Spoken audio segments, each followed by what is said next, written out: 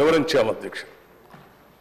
అట్లాగే SPVs కార్పొరేషన్లకు guarantee ఇచ్చి ప్రభుత్వం చెల్లించే రుణాలకు సంబంధించిన సమాచారం కూడా 1,27,208 కోట్లుగా ఆ శ్వేతపత్రంలో పొందుపరిచాము అధ్యక్ష.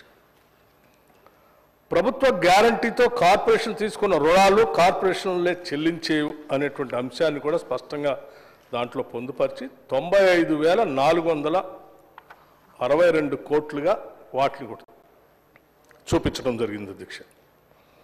అట్లాగే గ్యారంటీ లేకుండా వివిధ కార్పొరేషన్లు తీసుకున్న రుణాలు 59,414 కోట్లుగా మొత్తంగా 6,71,757 కోట్లుగా ఆ శ్వేతపత్రంలో స్పష్టంగా చూపించడం జరిగింది అధ్యక్ష.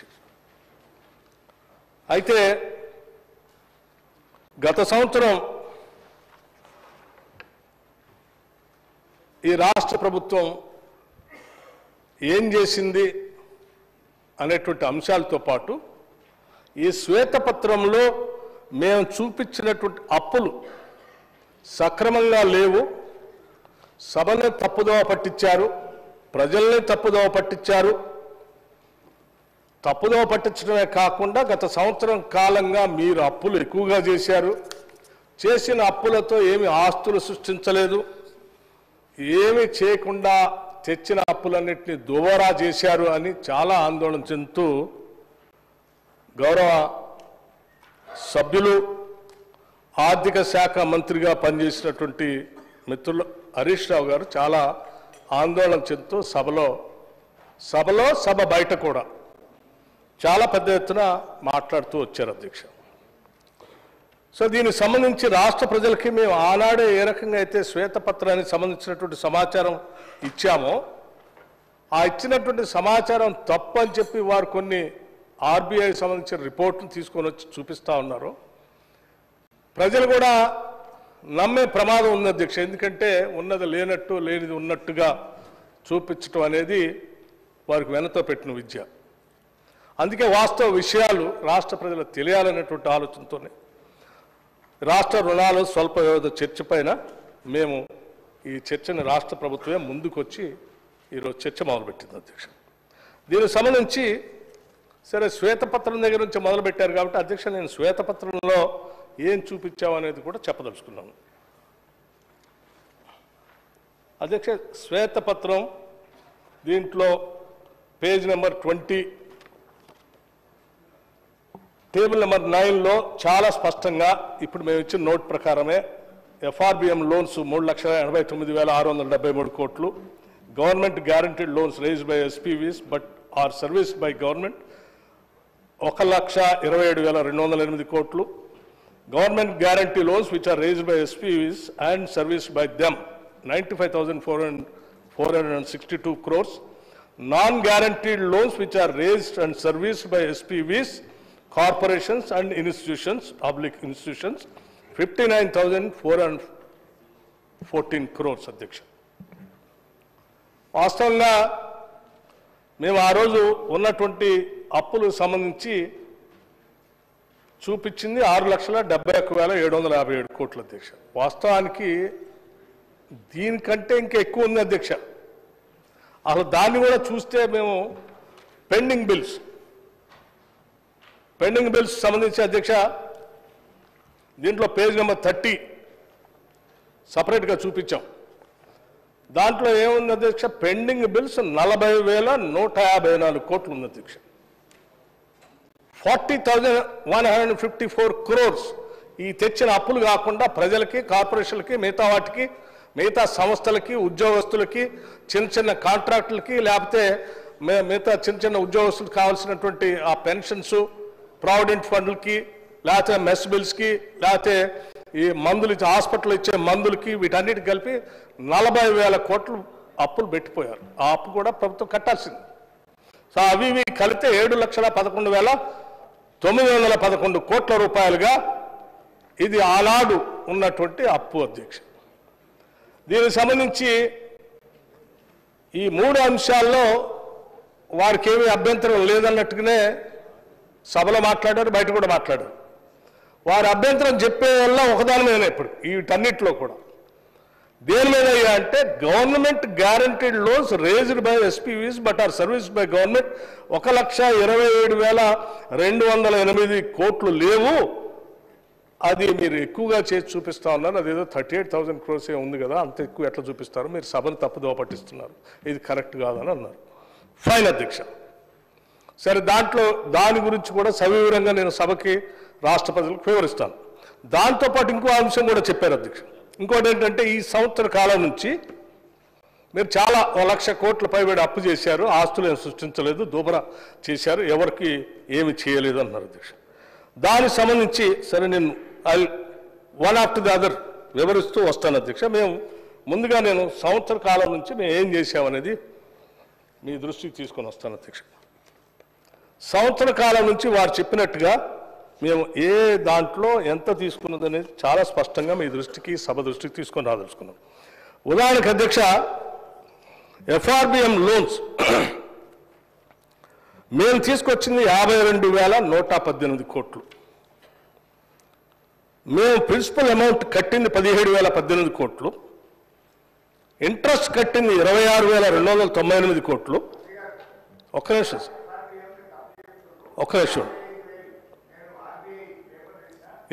నేను చెప్తా, దాని ఆర్బీఐ దగ్గర కూడా వస్తాను అధ్యక్ష. మీరు ఇచ్చిన సమాచారము నేను పూర్తిగా అన్ని వివరాలు ఇచ్చిన తర్వాత మీకు ఇంకేదైనా డౌట్ ఉంటే దాన్ని కూడా నేను వివరించిన తర్వాత నేను సభలోంచి బయటకు వెళ్తాను అధ్యక్ష. ఈరోజు సంపూర్ణంగా సమాచారం మీకు ఇవ్వటం కోసం నేను వచ్చాను అధ్యక్ష. తప్పనిసరిగా ఇస్తాను, ఆర్బీఐది కూడా ఇస్తాను మీకు అధ్యక్ష. 43,317 కోట్లు మేము రీపేమెంట్ అప్పు కట్టినటువంటి వాస్తవం కేవలం ఎఫ్ఆర్బిఎం లోన్స్లో. అంటే దాదాపు దాంతోపాటు government guaranteed loans raised by SPVs are service by government, దీంట్లో 2,823 కోట్లు తీసుకొస్తే అధ్యక్ష ప్రిన్సిపల్ అమౌంట్ సంబంధించి 10,820 కోట్లు కట్టాము. కేవలం తీసుకొచ్చింది 2,823 మాత్రమే. అట్లాగే ఇంట్రెస్ట్ కట్టింది 9,658 కోట్లు. మొత్తంగా 20,479 కోట్లు కట్టాము అధ్యక్ష. తీసుకొచ్చిందేమో 2,823 కోట్లు అధ్యక్ష గ్యారంటీస్ ద్వారా. కట్టిందేమో 20,479 కోట్లు అధ్యక్ష. అంటే అదనంగా 17,656 కోట్లు తీర్చాము. అట్లాగే అధ్యక్ష ఈ రెండు కలిపితే మేము అదనంగా 8,855 కోట్లు ఇప్పటివరకు అదనంగా అప్పు కాకుండా రాష్ట్ర ప్రభుత్వం నుంచి వచ్చిన ఆదాయం నుంచి కట్టింది అధ్యక్ష. లేకపోతే government guarantee loans which are raised by SPVs and service by them అధ్యక్ష తీసుకొచ్చింది వీళ్ళు గ్యారంటీస్ ద్వారా 40,203 కోట్లు అయితే కట్టింది రీపేమెంట్ చేసింది 41,118 కోట్లు అధ్యక్ష. అంటే అదనంగా రాష్ట్ర ప్రభుత్వం నుంచి ఇంకా కొంత యాడ్ చేసి 915 కోట్లు ఆడగట్టారు. అట్లాగే non guarantee loans which are paid by corporations అధ్యక్ష, వీళ్ళు గ్యారంటీస్ ద్వారా రేజ్ చేసుకున్న 11,103 కోట్లు అయితే కట్టింది 13,450 కోట్లు అధ్యక్ష క్లియర్ చేసింది. అంటే అదనంగా 2,347 కోట్లు అదనంగా సంవత్సర కాలంలో కార్పొరేషన్ ద్వారా క్లియర్ చేసింది. అంతిమంగా మొత్తంగా మీరు ఎఫ్ఆర్బిఎం ఆ కార్పొరేషన్ ఈ కార్పొరేషను తీసుకొచ్చి దోబరా ఖర్చు చేశారంటే ఎవ్వరు ఖర్చు చేయలేదు అధ్యక్ష. వీటన్నిటి ద్వారా ఎఫ్ఆర్బిఎం డైరెక్ట్ లోన్స్ కానీ ఈ ఎస్పీవీ కానీ లేకపోతే గ్యారంటీస్ ద్వారా వచ్చినటువంటి క్లియర్ చేసినటువంటి తీసుకొని వర్కింగ్ క్యాపిటల్ కోసం ఖర్చు పెట్టినటువంటి అన్ని చూస్తే 1,06,247 కోట్లుగా ఉంటే కట్టింది 1,18,364 కోట్లు కట్టాము అధ్యక్ష. అంటే అదనంగా తెచ్చిన అప్పు వీటికంటే కూడా అదనంగా 12,117 కోట్లు ఈ రాష్ట్ర ప్రభుత్వం అప్పుల పేరు మీద వడ్డీల పేరు మీద కట్టింది అధ్యక్ష. దీంతో పాటు నేను ఇంకోటి కూడా చెప్పదలుచుకున్నాను అధ్యక్ష. మీరు 40,000 కోట్ల రూపాయలు పెండింగ్ బిల్స్ పెట్టిపోతే 12,000 కోట్ల రూపాయల బిల్స్ క్లియర్ చేసి ఆ 40,000 కోట్లనే కేవలం 28,000 కోట్ల కుదించాం అధ్యక్ష, తగ్గించాం. అంటే ఇక్కడ 12,000 కోట్ల రూపాయలు, ఇక్కడ 12,000 కోట్ల రూపాయలు, అంటే దాదాపు 24,000 కోట్ల పైబడి మేము చేసేటువంటి అభివృద్ధి కార్యక్రమాలు, మిగతా కార్యక్రమాలు, ఉద్యోగస్తులకి మొదటి నెల ఇచ్చే జీతాలతో పాటు, స్కీమ్స్తో పాటు ఇవన్నీ కాకుండా మీరు చేసినటువంటి అప్పులకు సంబంధించిన దాన్ని భారం మోస్తూ ఆ అప్పులు భారాన్ని మేము తీర్చింది 24,000 కోట్ల పైబడి అధ్యక్ష. ఇది సంవత్సర కాలం నుంచి మీరు ఏం చేశారంటే ఇది అధ్యక్ష. అట్లాగే పోనీ ఇంతటితోనే ఆగామా అధ్యక్ష? మేము ఇంతటితో ఆగలే. ఈ అప్పులు కడుతూనే మరి రాష్ట్ర ప్రజల కోసం మేము చాలా కార్యక్రమాలు చేయాలి కదా, చాలా కోరికలతో తెలంగాణ రాష్ట్రాన్ని తెచ్చుకున్నాం కదా. తెచ్చుకున్న రాష్ట్రాన్ని 10 ఏళ్ళు వాళ్ళు ఏమి చేయకుండా అప్పుల పాలు చేసి గాలికి వదిలేస్తే నిరుద్యోగ యువకులను వదిలేయలేము కదా. అట్లాగే ఉద్యోగస్తులకి ప్రతి నెల జీతం వస్తుంది. మా రాష్ట్రంలో మేము తలెత్తుకొని గౌరవంగా బతకొచ్చని సకల జన సన్నిలో ఈడ పాల్గొన్న లక్షలాది మంది ఉద్యోగస్తులు 15వ తారీఖు తర్వాత జీతాలు వస్తా ఉంటే తట్టుకోలేక చెప్పుకోలేక ఇబ్బంది పడుతున్నటువంటి వాళ్ళకి జీతాలు ఇవ్వాలి కదా. వాళ్ళందరినీ కూడా దృష్టిలో పెట్టుకొని మేము మార్చి నెల నుంచి 1వ తారీఖు నుంచి ఈ రాష్ట్రంలో ఉన్నటువంటి ఉద్యోగస్తులందరికీ అధ్యక్ష 3,69,200 రెగ్యులర్ ఎంప్లాయీస్కి, 2,88,000 పెన్షనర్స్కి మన ప్రభుత్వం ప్రజాప్రభుత్వం వచ్చిన తర్వాత మార్చి 1వ తారీఖు, మార్చి నెల 1 నుంచి ఈనాటి వరకు 1వ తారీఖు నాడే జీతాలు వచ్చేటట్టుగా ఈ ఆర్థిక వ్యవస్థని గాడిలో పెట్టి జీతాలు ఇస్తా ఉన్నాం. వాటితో పాటు రైతు భరోసాకి 7,625 కోట్లు కట్టాము అధ్యక్ష. రైతు రుణమాఫీకి అధ్యక్ష వీళ్ళు చేసినటువంటి అప్పులకు సంబంధించిన ఆ అప్పులు కాకుండా రైతు రుణమాఫీకి సంబంధించి 20,617 కోట్ల రూపాయలు హార్డ్ క్యాష్ని మా ప్రభుత్వం రైతుల అకౌంట్లోకి ట్రాన్స్ఫర్ చేశాము అధ్యక్ష. రైతుల్ని వ్యవసాయ పరంగా ఆర్థికంగా నిలదొక్కుని వాళ్ళ పరిస్థితి నిలబెట్టడం కోసమే ఇచ్చినటువంటి మాట ప్రకారం అధ్యక్ష వాళ్ళు ₹1,00,000 రుణమాఫీ చేస్తా అని చెప్పి 2014 నుంచి 18 వరకు 4 దఫాలుగా ఇన్స్టాల్మెంట్స్ ఇస్తే ఆ ఇన్స్టాల్మెంట్స్ ద్వారా పెరిగినటువంటి వడ్డీ చూస్తే చివరికి ఆ వడ్డీకే వాళ్ళు ఇచ్చిన డబ్బులు సరిపోయినాయి తప్ప అసలు అట్లాగే ఉండిపోయింది అధ్యక్ష. 2018 నుంచి 23 వరకు కూడా మళ్ళీ ₹1,00,000 రుణమాఫీ చేస్తామని చెప్పి 4 సంవత్సరాలు చేయకుండా చివరి సంవత్సరంలో అరకొరకు కొద్ది చేసి దానికి వదిలేస్తారు. ₹1,00,000 రుణమాఫీ చేస్తామని చెప్పి అధిక బడ్జెట్తో ఈ రాష్ట్రాన్ని మీకు అప్పచెప్తే 4 కాదు 10 సంవత్సరాల్లో కూడా ₹1,00,000 రుణమాఫీ చేయలేనటువంటి వీళ్ళు మేము 2 లక్షల వరకు ఉన్నటువంటి వాళ్ళందరికీ రుణమాఫీ చేస్తామని చెప్పి మొదటి సంవత్సరంలోనే 20,000 కోట్ల రూపాయలు 2 లక్షల వరకు రుణమాఫీ చేసి ప్రజల కోసం నిలబడ్డాం అధ్యక్ష, రైతుల కోసం నిలబడ్డాం. అట్లాగే అధ్యక్ష సరే అధ్యక్ష ఈ రుణమాఫీకి సంబంధించి మేమేమో ఈ చేసేటప్పుడు రాష్ట్ర ఆస్తుల్ని అమ్మలేదు అధ్యక్ష. హైదరాబాద్ ఇంటర్నేషనల్ ఎయిర్పోర్ట్లో లేకపోతే హైదరాబాద్ చుట్టూ ఉన్నటువంటి ఔటర్ రింగ్ రోడ్లో ఎవరికో లీజుకి ఇచ్చేయలేదు అధ్యక్ష. లేకపోతే హైదరాబాద్ నగరాన్ని సగం పన్నులు మీరు వసూలు చేసుకోండి 30 ఏళ్ళు తర్వాత ఇప్పుడు అదేదో మాకు కట్టండి అని ఎవరికి ఇవ్వలేదు అధ్యక్ష. వాళ్ళ అవేమీ చేయకుండానే మేము ఇవన్నీ చేసుకుంటూ ముందుకు పోతున్నాం. చేయూతకే 11,382 కోట్ల రూపాయలు ఇచ్చాము అధ్యక్ష. రాజీవ్ ఆరోగ్యశ్రీకి సంబంధించి వాళ్ళు చాలా పెండింగ్ పెట్టిపోతే 890 కోట్ల రూపాయలు బిల్లు క్లియర్ చేసుకుంటూ వచ్చాము అధ్యక్ష. ఎల్పిజి సబ్సిడీ అండర్ మహాలక్ష్మి రాష్ట్రంలో ఉన్నటువంటి మహిళలందరికీ కూడా మహాలక్ష్మిలాగా గౌరవించాలని కాంగ్రెస్ పార్టీ ఆనాడు ఎన్నికలకు ముందు ఇచ్చినటువంటి హామీని నిలబెట్టుకోవటం కోసం అర్హత కలిగినటువంటి ప్రతి కుటుంబానికి 500 రూపాయలకే గ్యాస్ సిలిండర్ ఇచ్చేటువంటి కార్యక్రమాన్ని సంపూర్ణంగా ఈ రాష్ట్రం అమలు చేస్తూ ఎప్పటికప్పుడు ఆ డబ్బులు కూడా ఏదో పెండింగ్ పెట్టట్లా మళ్ళీ మేము సివిల్ సప్లైస్కి 442 కోట్ల రూపాయలు కట్టాము అధ్యక్ష. అట్లాగే గృహజ్యోతి అధ్యక్ష, ఈ రాష్ట్రంలో ఉన్నటువంటి పేదవాళ్ళందరికీ కూడా 200 యూనిట్ లోపల ఉండే వాడుకునేటువంటి వాళ్ళందరికీ ఉచితంగా కరెంట్ ఇస్తామని ఆనాడు కాంగ్రెస్ పార్టీగా మేము ఇచ్చినటువంటి హామీని నిలబెట్టుకోవటం కోసం మార్చి నెల నుంచే ఈ రాష్ట్రంలో ఎంతమంది అర్హులు అనేటువంటి వాళ్ళు ఉన్నారో 200 యూనిట్ లోపల కరెంటును వాడుకుంటున్నారు వాళ్ళందరికీ ఈరోజు ఉచితంగా కరెంట్ ఇస్తున్నాం అధ్యక్ష. 0 బిల్లు ఇస్తా ఉన్నాం. దానికి సంబంధించి కూడా ప్రతి నెల డబ్బులు కట్టుకుంటూ క్లియర్ చేసుకుంటూ పోతున్నాం. పెండింగ్ పెట్టలేదు అధ్యక్ష. మేము అప్పు పెట్టలే వాళ్ళకి డిస్కమ్లకి. మేము 1234 కోట్లు ప్రభుత్వం నుంచి ప్రతి నెల కడుతూనే ఉన్నాం అధ్యక్ష.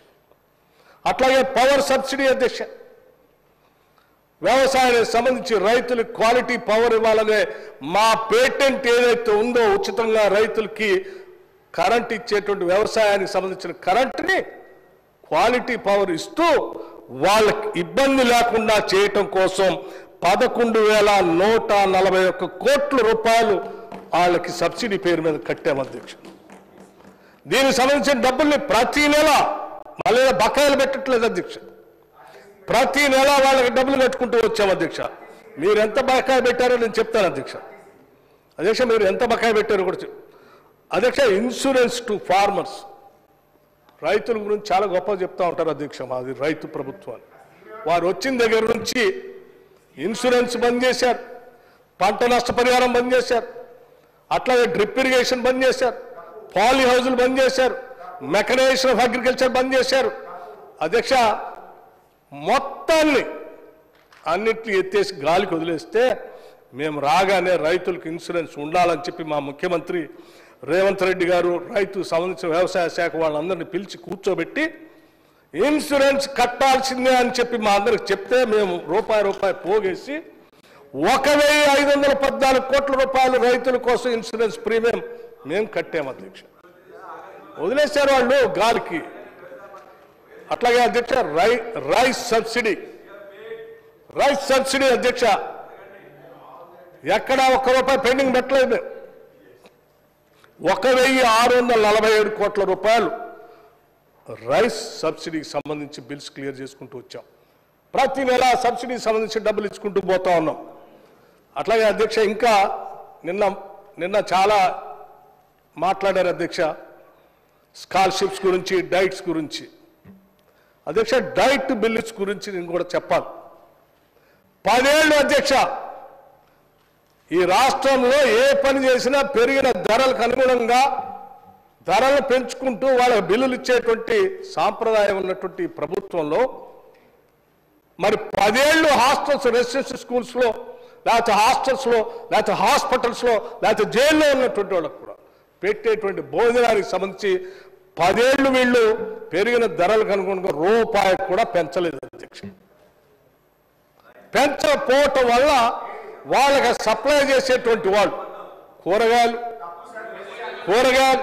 పాలు, గుడ్డు, బియ్యం, ఇతరత్ర సామాగ్రి అధ్యక్ష ఆ సప్లై చేసే ధరలకు అనుగుణంగా ఇచ్చే బిల్లులు లేకపోవటం వల్ల చివరికి ముక్కిపోయినాయో, మురిగిపోయినాయో, తాలో తడక ఏరు తీసుకొచ్చి ఇస్తా ఉంటే అయ్యే వండి పెడతా ఉంటే చాలా చోట్ల అనారోగ్యానికి గురై పిల్లలు బాధపడతా ఉంటే కూడా వీళ్ళకి కనికరం కలగలేదు అధ్యక్ష, పెంచలేదు. మేము వచ్చిన తర్వాత ముఖ్యమంత్రి గారు యావత్ మంత్రి మండలి అంతా కలిసి కూర్చొని ఆలోచన చేశారు. ఈ బిడ్డల భవిష్యత్తే ఈ రాష్ట్ర భవిష్యత్తు.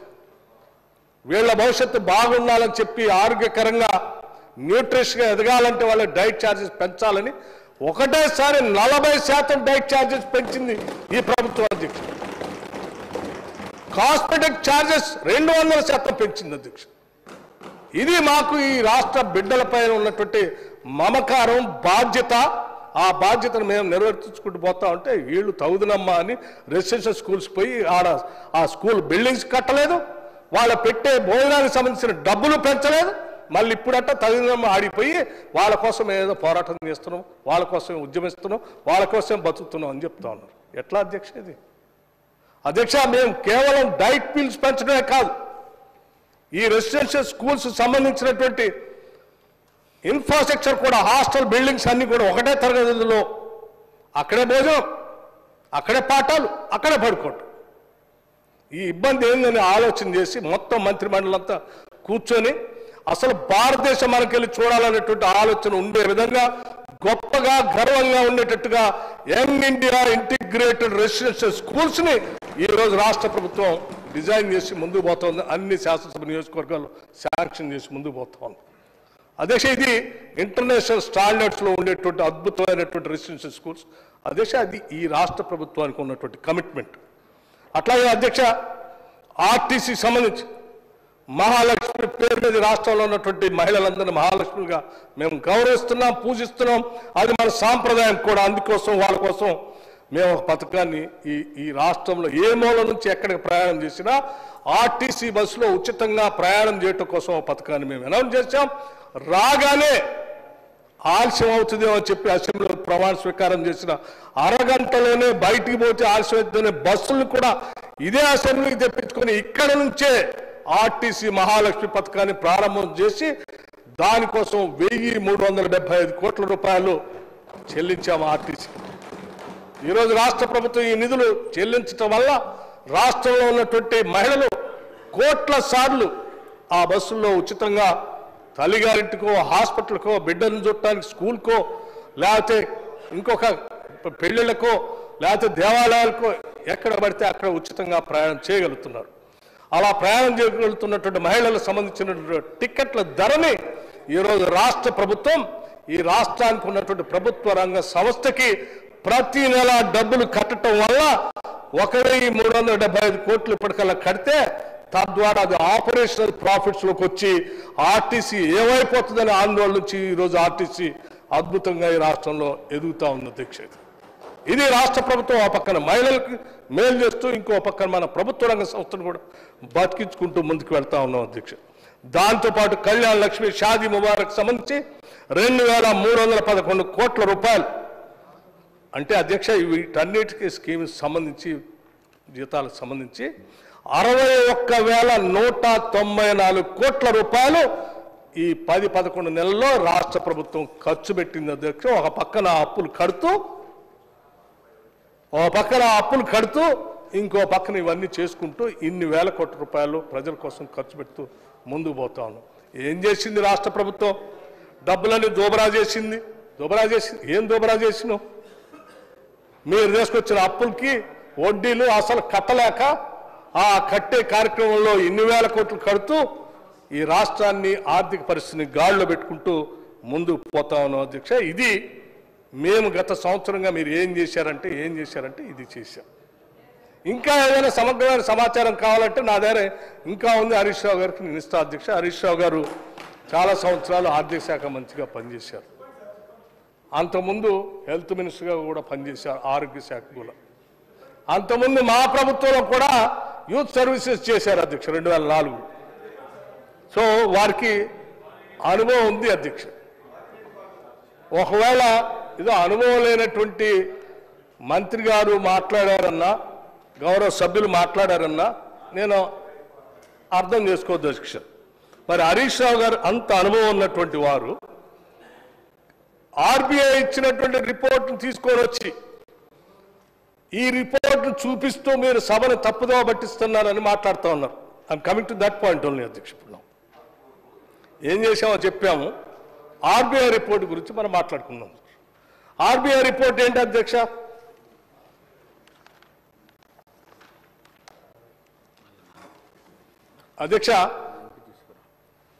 ఆర్బీఐ రిపోర్ట్ ఈ పుస్తకంలోదే ఒక కాగితం తీసుకొని వచ్చి వారు చూపిస్తూ ఉన్నారు అధ్యక్ష. Hand book of statistics in Indian states 2023-24 అధ్యక్ష. ఇందులో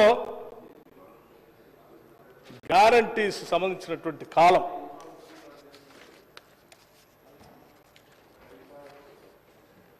ఎఫ్ఆర్బిఎం లోన్స్ అండ్ గ్యారంటీస్ సంబంధించింది వారు ఉటంకిస్తూ ఒక కాగితాన్ని బయట ప్రెస్లో మీడియాలో అట్లాగే సభలో చూపిస్తూ అసలు శ్వేతపత్రం పేరు మీద అన్ని తప్పులు చూపించారు, వీళ్ళ మీద అసలు ప్రివిలేజ్ మోషన్ ఇవ్వాలని చెప్పేసి బయట లోపల మాట్లాడుతున్నారు అధ్యక్ష.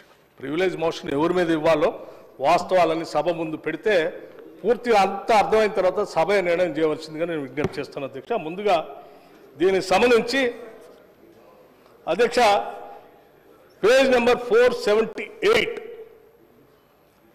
Composition of out standing liabilities 2024 అధ్యక్ష, దానికి సంబంధించి దాంట్లో అవుట్ స్టాండింగ్ లయబిలిటీస్ 3,89,673 కోట్లు దీంట్లో ఉన్నది.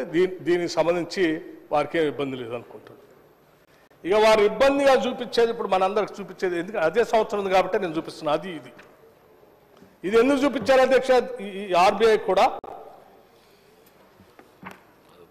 సోర్స్ కూడా నేను చెప్తున్నాను. ఈ 3,88,673 సంబంధించి సోర్స్ ఏం చూపిస్తున్నారు అధ్యక్ష? Budget documents of the state governments. Budget documents of the state government అంటే మనం ఏ బుక్ అయితే బడ్జెట్ రూపేణా ఏ బుక్నైతే ఏ చట్టసభలో ప్రవేశపెడతామో ఆ బడ్జెట్ పుస్తకంలో ఉన్న దాన్ని అంకెల్ని ఇందులో పొందుపరిచి సోర్స్గా ప్రింట్ చేసి ఇచ్చారు అధ్యక్ష. దీంట్లో వాళ్ళు ఏం సపరేట్గా ఆడిట్ చేసో లేకపోతే కరెక్ట్గా ఉందో తప్పు ఉందో అని చూసి ఇవ్వలేదు అధ్యక్ష. మనం ఉదాహరణకి నేను పెట్టినటువంటి బడ్జెట్ బుక్ ఇందులో ఏం పెడితే దాన్నే ప్రింట్ చేసి బయటకి ఇస్తూ ఉన్నారు. అందుకోసం వాళ్ళు చాలా పకడ్బందీగా కింద సోర్స్ అని కూడా రాశారు. సోర్స్ నేను మరొకసారి చదివి వినిపిస్తాను అధ్యక్ష. సోర్స్ అంటే budget documents of the state governments అంటే ఆ రోజు హరీష్ రావు గారు ప్రవేశపెట్టినటువంటి బడ్జెట్ డాక్యుమెంట్ ఆధారంగా చేసుకొని ఆర్బీఐ వాళ్ళు ప్రింట్ చేసినటువంటి డాక్యుమెంట్ అధ్యక్ష. ఇది ఆర్బీఐ సపరేట్గా ప్రింట్ చేస్తే దాన్ని వచ్చి హరీష్ రావు గారు చెప్పట్లేడా? హరీష్ రావు గారు ప్రింట్ చేసిన దాన్ని ఆర్బీఐ వాళ్ళు ప్రింట్ చేసి బయటకు ఇచ్చిన దాన్ని వారు తీసుకొచ్చి మళ్ళీ అదే చెప్తా ఉన్నారు అధ్యక్ష. గ్యారంటీస్ సంబంధించి దీంట్లో ఇప్పుడు వారు మరీ ముఖ్యంగా చెప్పేది గ్యారంటీస్ గురించే అధ్యక్ష. గ్యారంటీస్లో వారు ఏం చెప్తా ఉన్నారు? పేజ్ నెంబర్ 480 దాంట్లో ఏం చెప్తా ఉన్నారంటే అధ్యక్ష తెలంగాణ స్టేట్ రెండు ఉన్నాయి అధ్యక్ష. వీళ్ళు 2023-24 సంబంధించి దీంట్లో ప్రింట్ చేసి ఇచ్చారు. ఈ ప్రింట్ చేసి దీనికి కూడా సోర్స్ హరీష్ రావు గారు పెట్టినటువంటి బడ్జెట్ బుక్కే అధ్యక్ష. దానికి సంబంధించి నేను కింద చదువుతున్నాను. కింద పేజ్లో లాస్ట్లో సోర్స్ అని ప్రింట్ చేస్తారు అధ్యక్ష. దాంట్లో budget estimates source state finances A study of budgets reserve bank of India various issues అంటే మీరు పెట్టినటువంటి మీరు అట్లాగే మీతో పాటు దేశంలో అన్ని రాష్ట్రాల్లో ఆయా ఆర్థిక శాఖ మంత్రులు పెట్టినటువంటి బుక్కుల్లో ప్రింట్ చేసిన లెక్కల్ని ఆధారంగా ప్రింట్ చేసి ఇచ్చేటువంటి బుక్ అధ్యక్ష. ఇది దాంట్లో ఏం చూపిస్తున్నారు అధ్యక్ష? 2022 వరకు తెలంగాణ సంబంధించి అధ్యక్ష ఇదేంటది? State wise outstanding guarantees of state governments. ఇప్పుడు హరీష్ రావు గారి ఆవేదన అంతా ఇదే, ఆందోళన కూడా ఇదే. రాష్ట్రం అన్యాయపోతుంది, తప్పు చూపిస్తున్నారు అనే దాని మీద ఆందోళన చెందుతున్నారు. వారి ఆందోళన దీంట్లోనే ఉంది అధ్యక్ష. దీంట్లో ఏంటి? 2022 అట్లాగే అధ్యక్ష ఏముంది? 2022లో యాక్చువల్స్ అంటే ఏంటంటే అధ్యక్ష మనం ప్రజెంట్ చేసిన తర్వాత ఆర్బీఐ తీసుకున్న తర్వాత వాటన్నిటిని ఆ లెక్కల్ని ఈ లెక్కల్ని సిఏజీ వాళ్ళు కాంప్ట్రోలర్ అండ్ ఆడిటర్ జనరల్ వాళ్ళు ఆడిట్ చేసి యాక్చువల్స్ ఇస్తారు అధ్యక్ష. వీరు ప్రవేశపెట్టిన దానికంటే ముందు సంవత్సరం యాక్చువల్స్ అధ్యక్ష ఇదే గ్యారంటీస్ సంబంధించి ఈ బుక్లో 1,35,282 కోట్ల రూపాయలు ఉంది అధ్యక్ష.